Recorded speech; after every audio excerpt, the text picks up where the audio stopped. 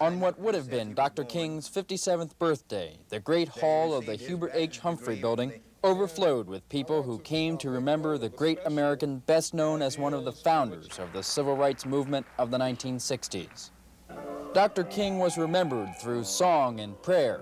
The Secretary of Health and Human Services was there to summarize what Dr. King accomplished before an assassin's bullet claimed his life 18 years ago.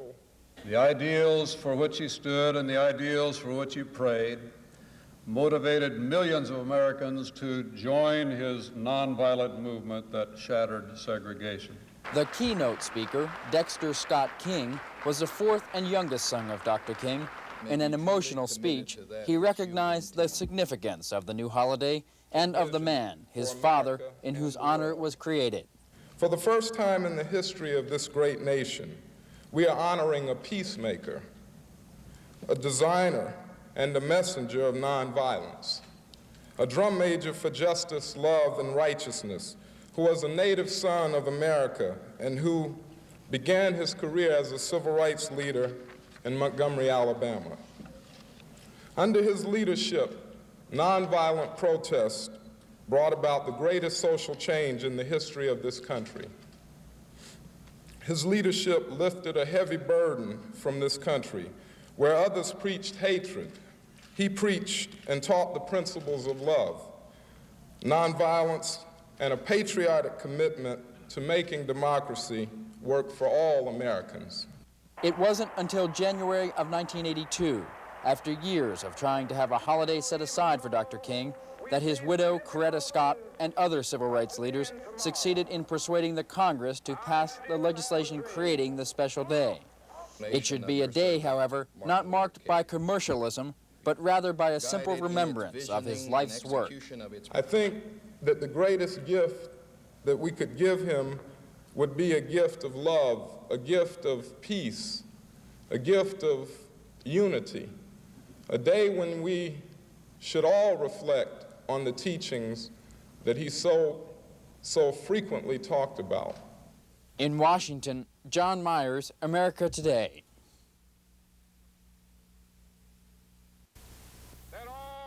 Perhaps the high point of Dr. King's drive to achieve civil rights was the moment he stood on the steps of the Lincoln Memorial on the Mall in Washington and spoke to the nation and the world. I have a dream that one day this nation will rise up and live out the true meaning of its creed. We hold these truths to be self-evident, that all men are created equal. 22 years later, officials of the National Park Service, which administers the Lincoln Memorial, have commemorated that special day with a wreath-laying ceremony honoring the slain civil rights leader. Director of the Park Service, William Mott, said there'd be other special tributes to Dr. King. Each of the 337 sites that comprise America's 80 million acre network of national parks will offer the visiting public this week a special exhibition commemorating the contributions of Dr. King, sensitizing our society toward mutual understanding and respect, freedom and justice, love and peace. This occasion is appropriate, a day for our nation to reach out and pay tribute to a man who awakened the best qualities of the American spirit. From an empty podium, the words of Dr. King were repeated with a message that still stirred the onlookers at the ceremony. And when we allow freedom ring, when we let it ring from every village and every hamlet, from every state and every city, we will be able to speed up that day when all of God's children, black men and white men, Jews and Gentiles, Protestants and Catholics, will be able to join hands and sing in the words of the old Negro spiritual, free at last, thank God Almighty, we are free at last.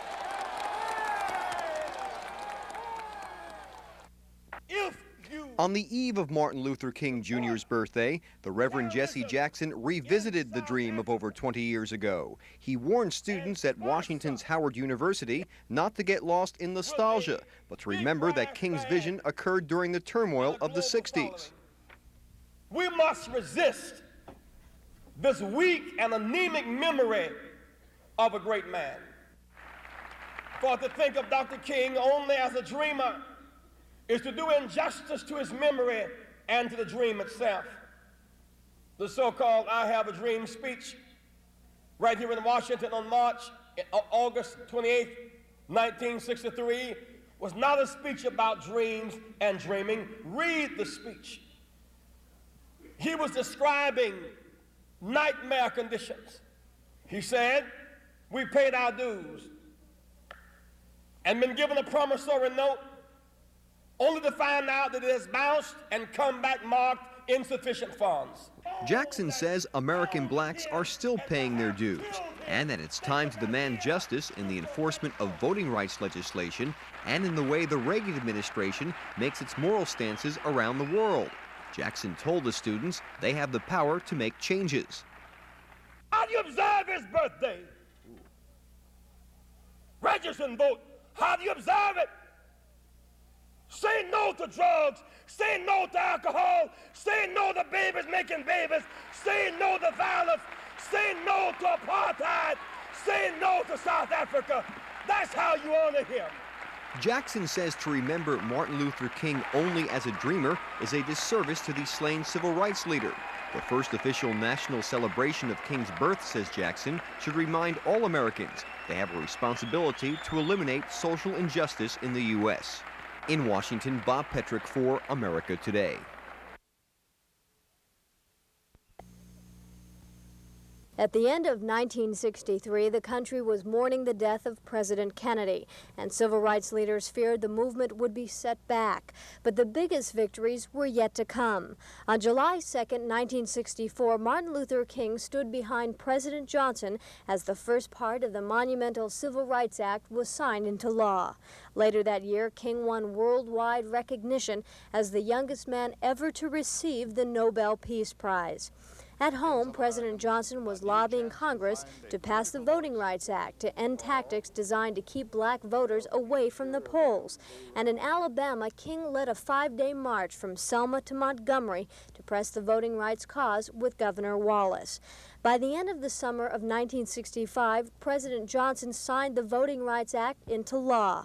These were triumphant days for black leaders, but tragedy was just around the corner. In February of 1968, black sanitation workers went on strike to protest unfair treatment by the city. They called for an all-out work stoppage, and King was there to lead the demonstration. But mixed in the group were black militants who started rioting and looting. In the violence that followed, a 16-year-old boy was killed. Many were hurt, and nearly 300 were arrested. King was shaken by the events. He was receiving death threats, and friends said he knew the end was near. And I've seen the promised land. I may not get there with you, but I want you to know tonight that we as a people will get to the promised land.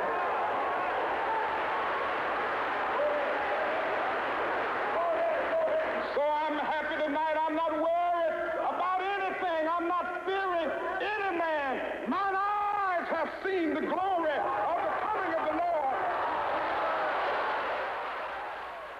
The next day, King was assassinated. A life dedicated to peace ended in violence.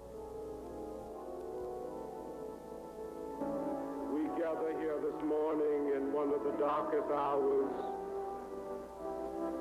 in the history of the black people of this nation. Free at last! Free at last! Thank God Almighty, we are free at last! The president traveled to Southeast Washington to speak to some youngsters at an elementary school named for the civil rights leader. Mr. Reagan praised Dr. King for his leadership in making America freer. Martin Luther King Jr. was right to insist that the civil rights movement be non-violent, and he was brave. Your teachers won't approve of my using the word I'm going to use now, but I have to. It's the best word for it. It takes a lot of guts not to hit back when someone is hitting you, and he had that kind of guts. He was a great man who wrested justice from the heart of a great country, And he succeeded because that great country had a heart to be seized. Martin Luther King Jr. really helped make our nation freer. It's not a perfect place. We still have a long way to go. There's unfinished business, and we can't rest until all prejudice is gone forever. The president told the students the nation is different and better because of Dr. Martin Luther King. Our country is different because Martin Luther King Jr. made it better by the way he lived his life. And that's why Dr. King's birthday is now a national holiday for everyone in the country, because his contributions benefited all Americans.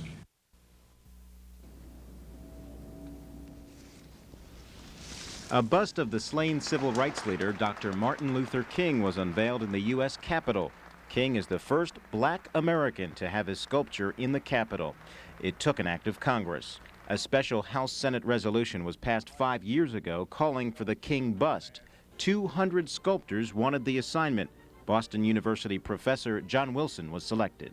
I tried to do something that not only was a physical likeness of him, but something that suggested some of the kinds of the intangible character of his personalities, his spirituality, his eloquence, and his sense of compassion for all people. The bronze bust, 1.5 times life-size, was cast at the Paul King Foundry in Rhode Island. Wilson says he selected the New England Foundry because he's worked with Foundry director Paul Cavanaugh in the past. He has done and cast a few other works of mine, and I found him a very knowledgeable person in his field. Wilson is pleased with the finished bust. He's convinced he's created a sculpture that people for all time will be able to understand what Martin Luther King meant when he said, "I have a dream." Stu Nagurka for America Today, Washington. One who marched with Dr. King in those years is former U.S. Ambassador to the United Nations, Andrew Young. Mr. Young is now the mayor of Atlanta, Georgia, and believes Dr. King's dream has been fulfilled. We're really celebrating the fact that this nation that's made up of a great deal of diversity, people from many racial and cultural backgrounds, found a way to come together as one nation without violence. With Martin Luther King's leadership, we adopted a notion that we could redeem the soul of America, that we could make America respond to its black minority just as it had to other groups who had come to these shores as immigrants. And I think that we've done it with some degree of success. Dr. King would have been 57 years old last week. He commands us with his life and in his death that, yes, we should sit down at the table of brotherhood, not only as an American family, but in this world house. For injustice anywhere is a threat to justice everywhere. Segregation now, segregation tomorrow, and segregation forever. And that was the old George Wallace. It kind of turned loose a reign of terror on people. And we felt that the only way you ended that reign of terror was to get a political system that was responsive to the citizens of a community. So we went to Selma deliberately, trying to find a mechanism to get our voting rights protected by the federal government. Selma is the focal point. Selma is the heart of the Black Belt. Selma is a symbol of the resistance to the right to vote. And for that reason, I will have to be here to march with you tomorrow morning in Selma. We've had in our area here outside agitation groups of all levels. We've had Martin Luther King, Martin Luther King. 20 years ago, I was a very young white guy, 34 years old, and I was possibly what you would call a redneck that had come from a poor background, and I had fought the white structure, the old South, to get elected. And then all of a sudden, this whole thing hit Selma, the black movement, the Voting Rights Act, and I was thoroughly disgusted with it. Smitherman was a young mayor then who had very little influence. It was almost as though he'd been elected to kind of give a good image to the city. But the city was really run by Jim Clark. The Board of Registrars is not in session this afternoon, as you were informed beforehand. You came down to make a mockery out of this courthouse, and we're not going to have it. Under Alabama law, the sheriff is the highest elected official in a county. He even is higher than our police department. And the governor even had to take a lot of mess off of Clark because it was popular what he was doing in those days. He symbolized the old plantation slave master. I mean, it was his role and his conviction that you just had to beat some sense into these niggas. He read the political winds wrong, and he put on a good act. He had a helmet liner like General Patton and a big swagger stick, and he had formed under state law what you called a posse. And they had the riding posse, the walking posse, and they would form around him at the courthouse. And Dr. King and his staff would do everything we told them to march through the city to get to the courthouse to provoke him. It made good news, and it got their demonstrations on the national news every night. The purpose of our demonstrations was to state the case for the right to vote on camera. You can turn your back on me, but you cannot turn your back upon the idea of justice. You can turn your back now and you can keep the club in your hand, but you cannot beat down justice. And we will register to vote because as citizens of these United States, we have the right to do it. Well, Jim Clark lost his temper and beat C.T. Vivian on television. We did not anticipate that, nor did we deliberately provoke it. And of course, it did help our cause. I make no bones about that. Once Wallace and Jim Clark showed on television what they were really doing, they created such a revulsion in the American people that it made it easy for us to get change. This is Derek Moore. As part of America's remembrance of Dr. King, Washington, D.C. presented a dramatic view of the civil rights leader's sacrifices and achievements. Thousands of people gathered at the city's Martin Luther King Memorial Library to witness the unveiling of a large mural portraying King's life. It's not just for black people to remember, it's for all Americans to remember, because Dr. King was a leader not of just black people, but a leader of all Americans, wasn't he? And so we've come this day with a mural that grew out of the determination of an artist to use his talents and his skill and his emotions, but also the faith of a people to do something notwithstanding the fact there was no money there. The King mural documents the leader's great influence on American society from the early days of the civil rights movement in the 1950s to King's assassination in 1968. The painting was the idea of Don Miller. I hope that it will be here as an inspiration to others as it was to me while painting it. Frankly, I had a deep affection for Dr. King, a profound gratitude for the work that he did attempting to lead this country into a more just society. My respect and admiration for him developed as I painted the mural. The painting tells the story of the major events in King's life. The bus boycott, which first made King a national figure. The jail, where King wrote some of his most memorable thoughts. The March on Washington, when King delivered his "I Have a Dream" speech. The Nobel Peace Prize, which King received in 1964. The men and women who died in the struggle for civil rights. And finally, the gravestone in Atlanta, Georgia, which reads, "Thank God Almighty, I'm free at last."